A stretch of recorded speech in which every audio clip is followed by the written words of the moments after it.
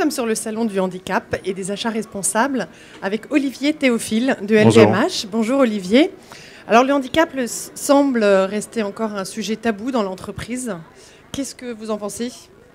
Tabou, il a pu l'être, en particulier dans l'univers du luxe et de la beauté. Dans l'esprit d'un certain nombre de personnes, on peut imaginer que luxe, beauté, excellence et handicap sont deux choses qui ne s'associent pas.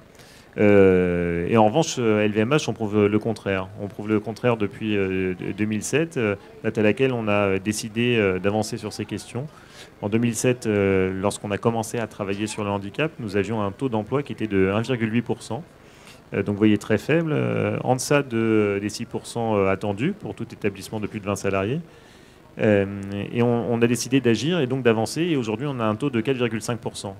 Et alors quand je vous disais que handicap et luxe et univers de la beauté ne s'accordaient pas dans l'esprit de nombreuses personnes, c'était le cas sans doute dans l'esprit des collaborateurs du groupe LVMH, mais c'était aussi le cas dans l'esprit des chercheurs d'emploi en situation de handicap, des talents en situation de handicap, qui hésitaient à postuler un groupe tel que le nôtre en se disant bah non, ça sert à rien, c'est un groupe d'excellence, c'est un groupe de luxe, de toute façon ils ne prendront pas ma candidature. Et tout notre travail, c'est de démontrer que nous nous intéressons au talent, rien qu'au talent, que ce soit le talent d'une personne valide ou d'une personne en situation de handicap.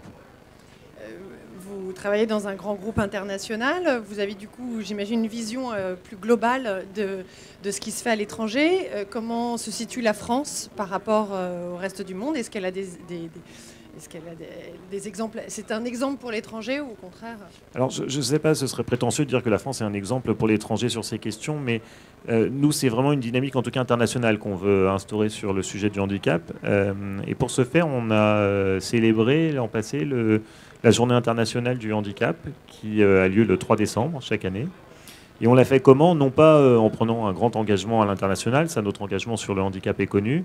Non, on l'a fait différemment, on l'a fait en célébrant des initiatives qui sont prises par nos maisons pour favoriser l'insertion sociale et professionnelle des personnes en situation de handicap là où elles sont implantées. Et on avait, par exemple, comme ça, donné à voir l'intégration d'une personne malentendante dans une équipe d'après-vente en joaillerie au Japon.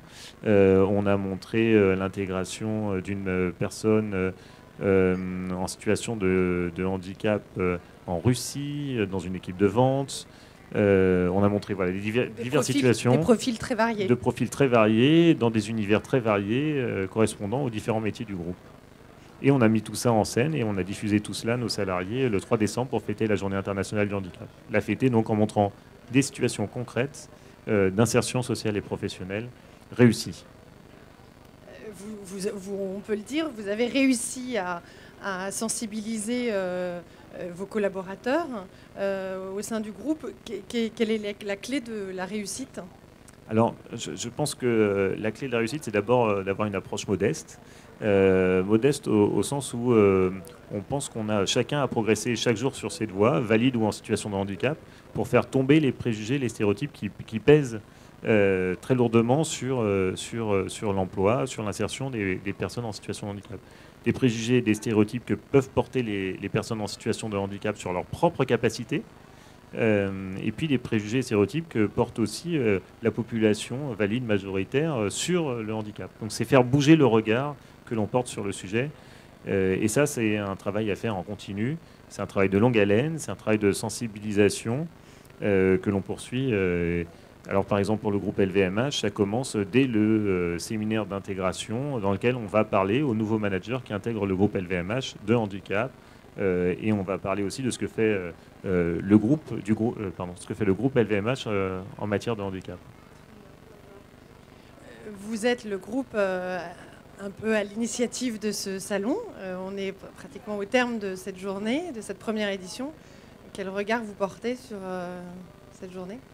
Alors écoutez, on était ravis effectivement de pouvoir organiser ce salon handicap et achat responsable avec la Société Générale, avec Entreprises et Handicap. Et ce salon, donc les Échos a organisé, qu'est-ce qu'il fait ? En fait, il offre une vitrine très belle à ces établissements, ces ESAT et ces EA, qui travaillent tous les jours à délivrer des produits et des services de qualité, mais qui travaillent tous les jours aussi à accompagner des personnes en situation de handicap, trop lourdement handicapées pour travailler dans le secteur ordinaire, à les accompagner, à leur permettre d'avoir une activité professionnelle et par là même un lien social avec des collaborateurs, avec des collègues, avec un manager. Et ça, c'est extrêmement important en matière d'évolution personnelle pour une personne en situation de handicap. Donc vous êtes satisfait Donc on est de cette satisfait de cette journée qui édition. était une très belle journée et qu'on espère voir se reproduire encore d'année en année. Très bien, merci beaucoup. Je vous en prie.